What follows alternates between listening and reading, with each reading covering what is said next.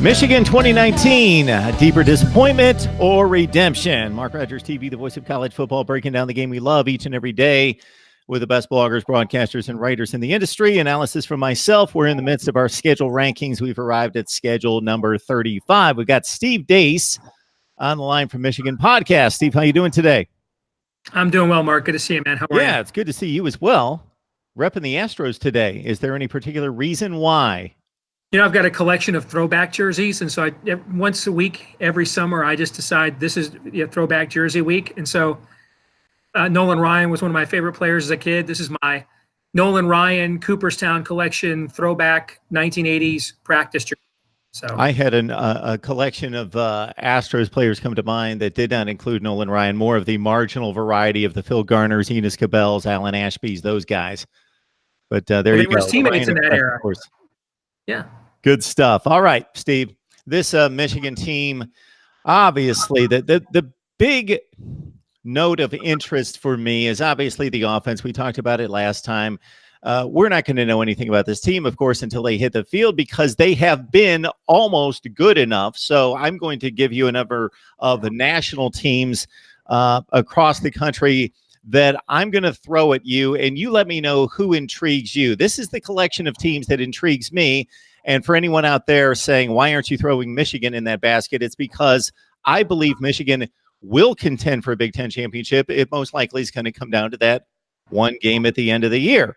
All right, with everybody else that I'm about to name, and again, this is going to be the collection that intrigues me as to contender, pretender. You take off on this. Out west in the Pac-12, for me, it's Oregon.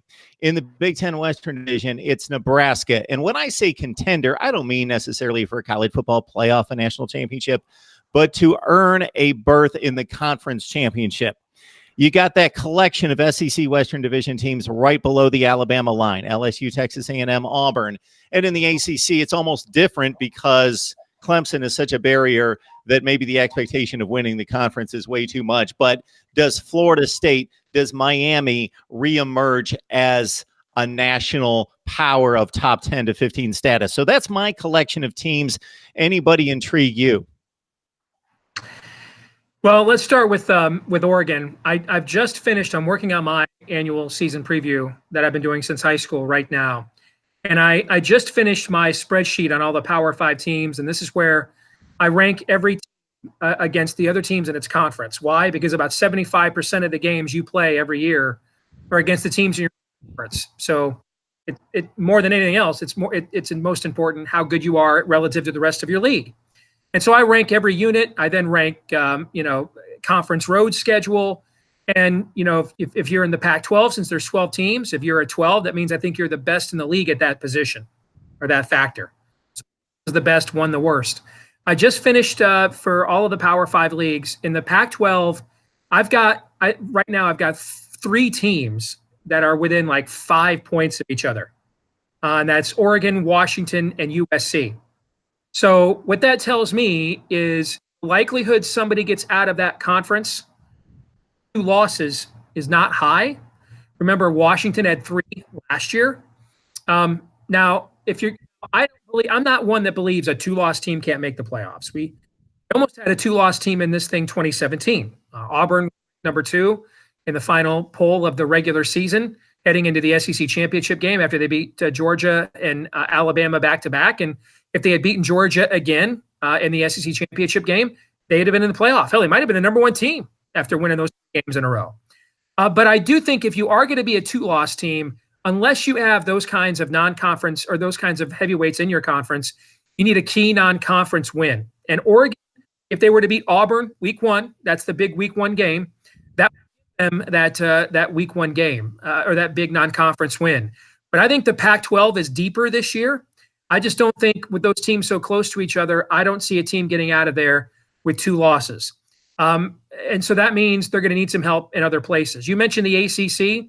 One of the first things I do with my preview every year, Mark, is I love what Bill Connolly at SB Nation does, where he uses analytics about returning production to project how those players are on a team. But every year we see players come out of nowhere and have huge seasons, right? Think of Kyler Murray just a year ago. It was funny. Most people, what they saw of Dwayne Haskins at Ohio State was him running the ball really effectively against Michigan. And when he came off the bench for JT Barrett. Well, last year he ends up having the greatest season any Big Ten quarterbacks ever had statistically. So I wanted to find a way to measure how high a ceiling of a team could be, meaning how deep is the real vat of talent every coaching staff has to build a roster off of. And so I call this my total team talent ratings, where I look at recruiting rankings for the 4 classes, figure guys figure prominently, transfers and attrition and all that other kind of stuff. And Clemson has lost about 40 points in early attrition, according to my ratings. In fact, they're not even a top 10 overall roster, man, 1 to 85, with all the transfers and all of the guys that left early.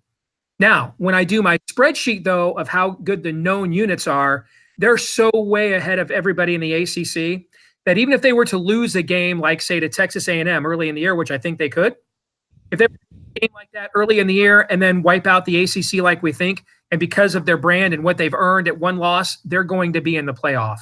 I don't see another team in the ACC. I do think Florida State bringing Alex Hornibrook in, we see him a lot in the Big Ten. He's not great, but he's steady. And I think for 1 year, if I could use a Michigan analogy, I could see him having a Jake Rudock impact for Willie Taggart, just to stabilize that position for a year, to give Willie Taggart another year to recruit. They don't bottom out like they did last year, where they lost their bull streak and maybe can go an 8-4 kind of a year. I think Miami's going to be better than people think, regardless of whether Tate Martell lives up to the hype or not, or even gets the starting job. Just because in the short run, I think that Manny Diaz is so well liked by the player. I think you'll see them really rally to him as a head coach. And so I could see them being a 9-3 kind of a team, but I don't really see another playoff contender out of the ACC. Who else were you asking me about? Well, in the SEC Western Division, obviously there's that below Alabama line where we saw LSU get back to the top 10 last season. Texas A&M with Jimbo Fisher now with 2 recruiting classes in the top 5 under his belt. Auburn, of course, as well. Well, we look at Auburn. I think the problem they have is they're going to go with a freshman quarterback, just no matter whether it's a true freshman or a redshirt freshman. And I think that's a big advantage Oregon has in that opening week game. And if you go back to last year when Washington and Auburn really played a war of attrition in that week 1 matchup, but they had enough at quarterback with an experience with Stidham that he wasn't great in the game, but he didn't do anything dumb to lose it for him either. So I think Auburn's defensive front, there are 2 positions that separate the elite from the good and the men from the boys in college football. Quarterback, where you can't hide your quarterback, and the defensive front. Auburn's defensive front is as good as any teams in college football returning, but the quarterback in that week 1 game, I think that's a major disadvantage against Oregon, who I think has one of the better offensive lines returning in the country. So I don't think they're going to dominate Auburn's defensive front, but they might get enough of a stalemate that it allows their advantage with Justin Herbert back at quarterback to win that football game. So if Auburn loses that game, and given how meltdowny Auburn fans happen to be, if they lose that game, I mean, I could see them with the rest of their schedule. They're at Florida, LSU, and the rest of the West, and that crossover game I just mentioned at Florida. That could be a 7-5, 8-4 kind of team if they lose that opening game to Oregon. On the other, elsewhere in that division, I like Texas A&M a lot because of the recruiting classes you mentioned. They do lose a lot more name players than I think people think if you look at returning starters. I think they really found the right formula for Kellen Mond last year. I think I think they'll get one of the 2. They're at Clemson. They host Alabama. I think they'll get one of those 2, probably just on Jimbo Fisher's resume and the way they're recruiting alone. But there's a couple of teams, and they're both in the state of Texas, that are getting a lot of hype this year that I think are actually 2020 teams. And I think it's Texas and Texas A&M are both 2020 teams. I think normally in the Big 12, if you have the best quarterback, you win the league.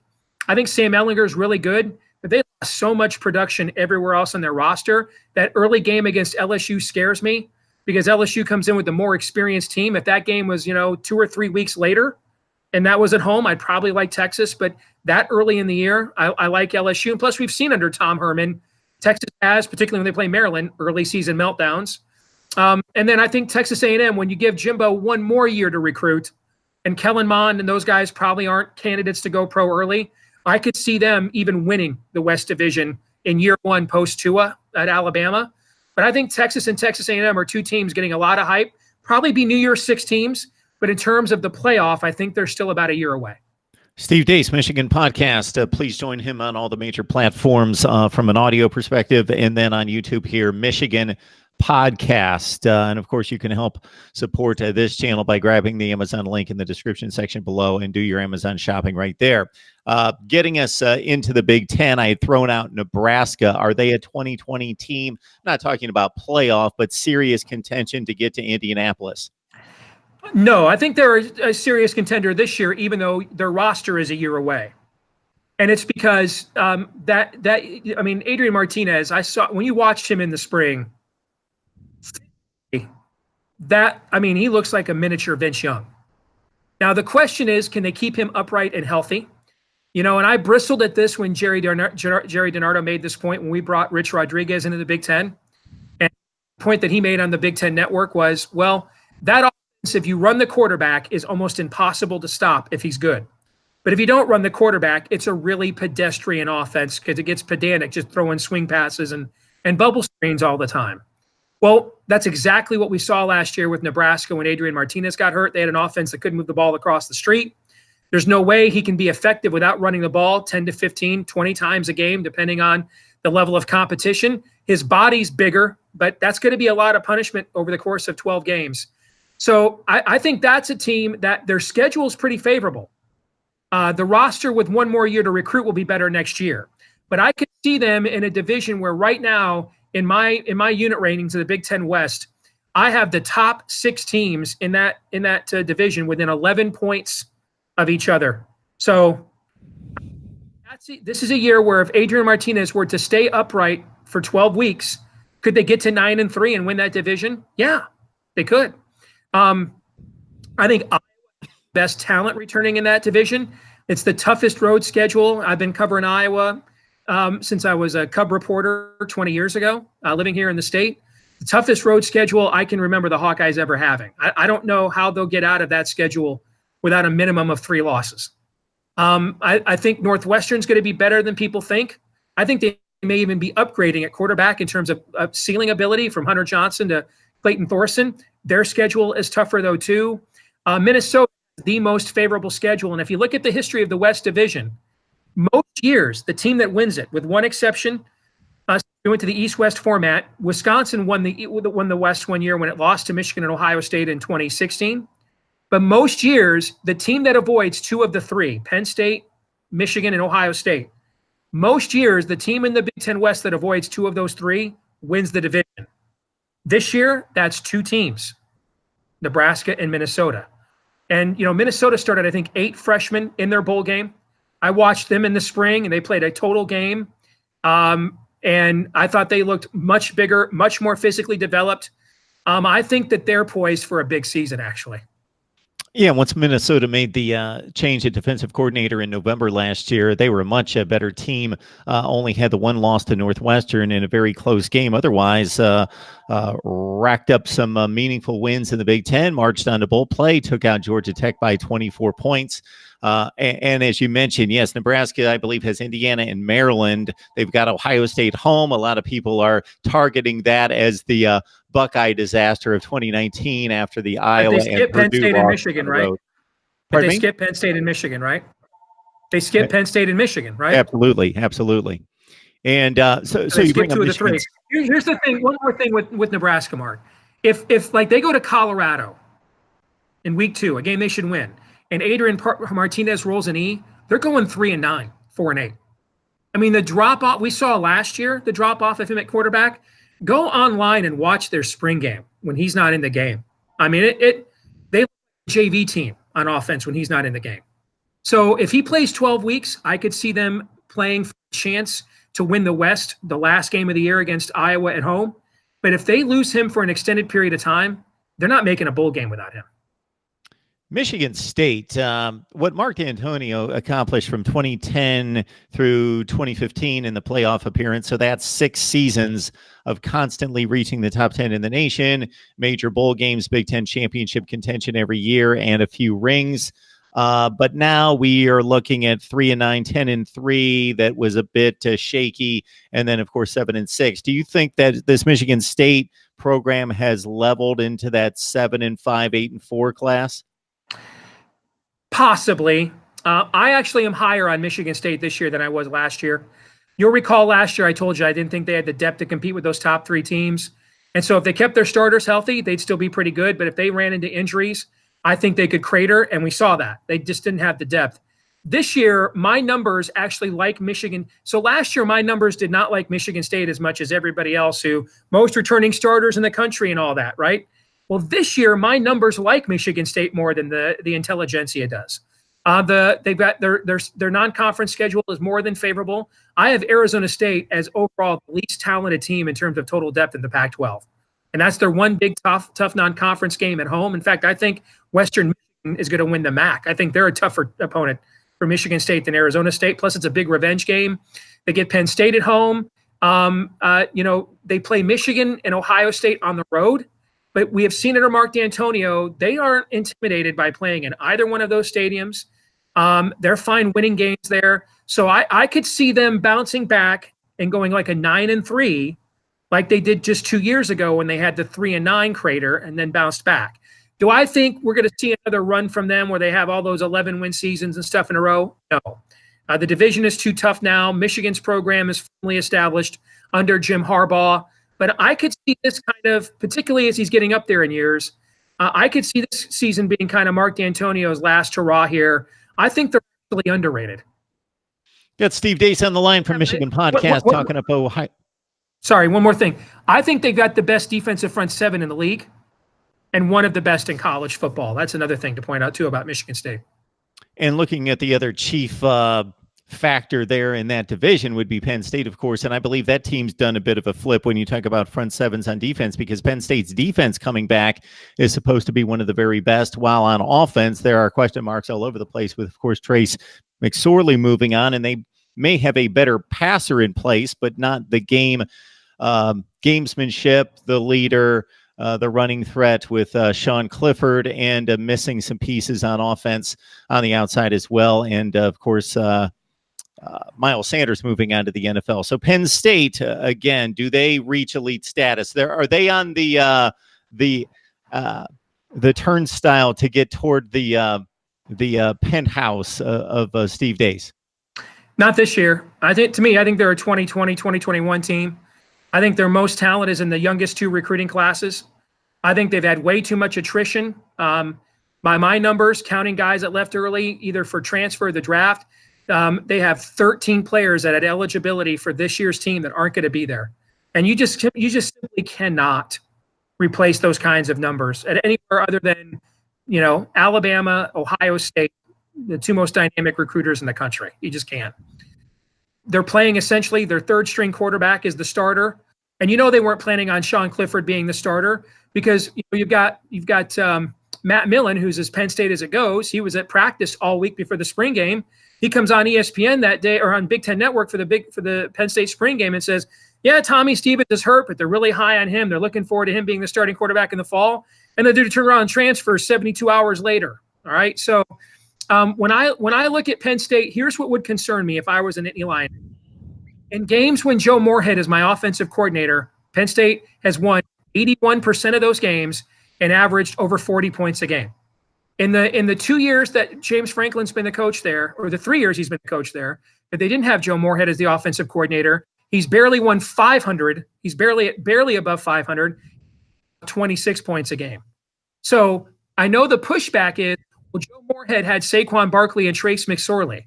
So if you're telling me that, okay, Penn State's only really good when they have arguably the best running back and quarterback at the same time on the same team that illustrious program has ever had, and if they don't have that level of greatness together on the same team, they can't be great.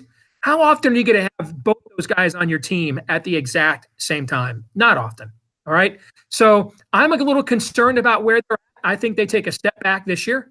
I think they're a 7-5, 8-4 team this year. And I think we're going to know a lot more about where James Franklin is the next 2 years, because their recruiting in their younger classes has been really good. And that's when those guys will be of age. And then we'll see what kind of development is going on there. Of course, most of us have a bias going into any kind of analysis or projection or predictions in regards to thinking, okay, well, this program's supposed to be this, and they've always been this.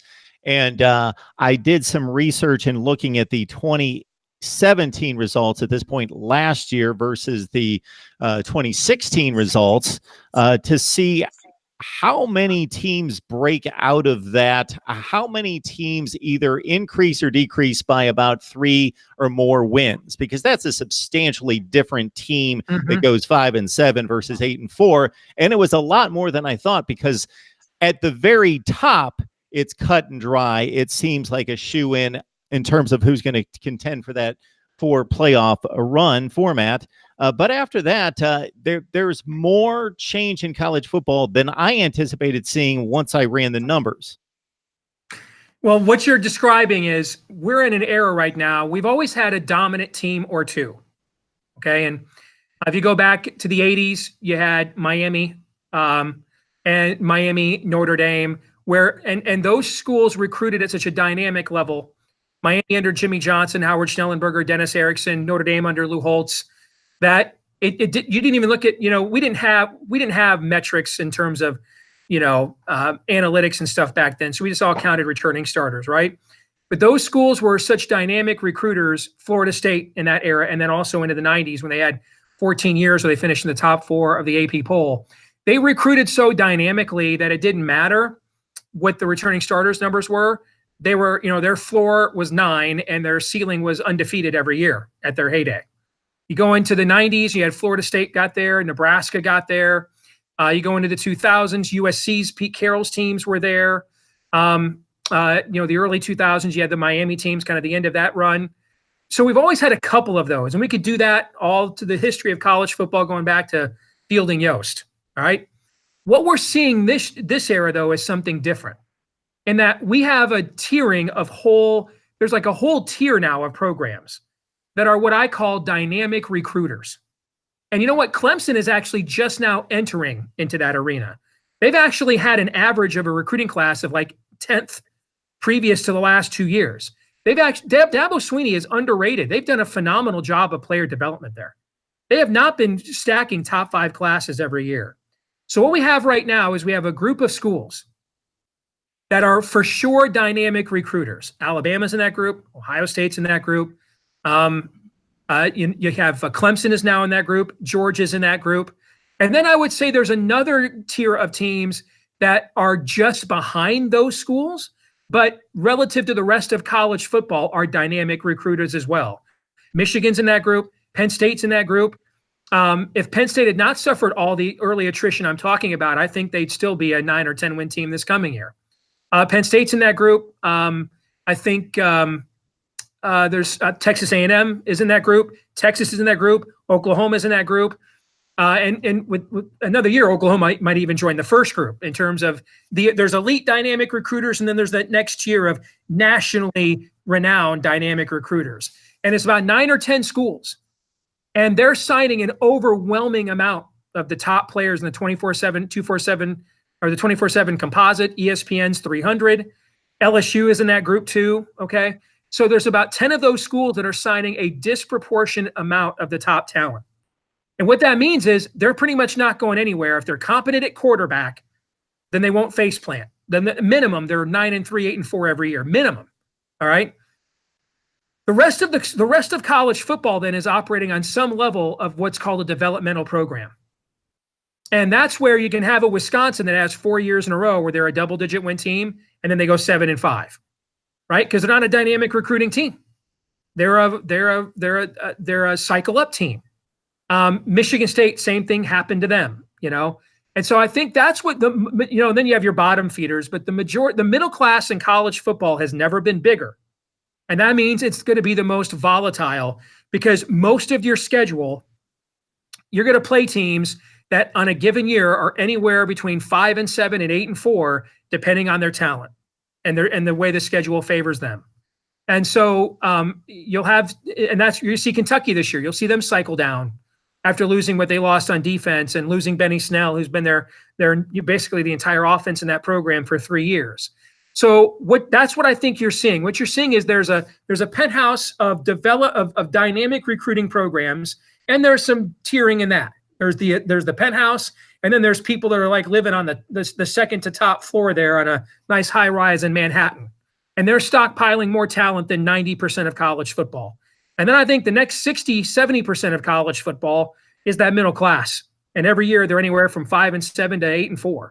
And then after that, you have your bottom feeders. And I think that's what you're seeing now. We haven't really seen what you're describing before, where instead of a couple of exclusive dynamic recruiters or you're in and you're out are just, stockpiling guys. Now it's a collection of programs around the country doing that. And to change that trend, I'm guessing two of the biggest factors would be a dedicated administration that is dedicated and will pound the resources toward the football program. And then the one guy that you get who is the next dynamic coach to come through the system that you're able to snatch up that can really energize a program. Yes. And you know what also is creating this, by the way? So what we just mentioned, we have Michigan, Ohio State, Penn State in the Big Ten. You've got Alabama, Georgia, Texas A&M, LSU in the SEC. You've got Texas and Oklahoma in the Big 12.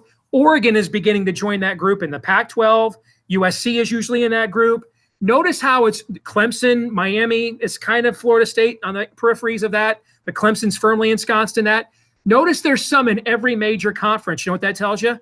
The money that is now being made by all these conference networks, even the Big 12 now with its third tier rights, it won't have its own network, but it's going to be the official network essentially of ESPN's app, where ESPN Plus's app is essentially going to, when it launches this fall, it's going to essentially be the Big 12 network. And so the amount of money that's now being reinvested, all these conferences, even as minuscule the money as the Pac-12 is making comparable to the rest of college football, all those schools are still making a hell of a lot more money than they were making 5 or 10 years ago. So that's why you're seeing this also more spread out now and less balkanized, is because all of this ancillary revenue is being reinvested back in all of these conferences that are making it. Good stuff from Steve Day's Michigan podcast. Steve, what have you had to offer on the podcast here in recent weeks? Well, we did a lot about Juwan Howard's hiring in Michigan, obviously, 2 weeks ago. Now, this month we've got 2 episodes, and they're both going to be national looks at Michigan and the Big Ten to get a more holistic look at our team. And so this week we're going to tape an episode. Bill Bender of the Sporting News and Street and Smith's College Football is going to join us, kind of give his views on the Big Ten and the Michigan program. And then later in the month, there's a group that does a really good job with previews that are kind of unknown by most people, but they've been really accurate the last few years. They're called Pick Six Previews. And it's really a bunch of guys kind of like you and I. They're just hardcore college football fans, and they've done a real excellent job on their predictions the last couple of preseasons. So we're going to feature them as well, kind of taking a look at in the month of June now that all the magazines are arriving and everything else, because when we get into July, it's conference media days, training camp, and off we go. Yeah, that Pick Six outfit. Yeah, we follow each other on Twitter. They're constantly posting tweets with just very intriguing analytics and lists that of things that geeks like us want to see on a daily basis. That's really good stuff. Steve, we appreciate you stopping by. You're always welcome, as you know. Same here, Mark. Always appreciate you, man. Thanks for having me. Take care. Go Blue.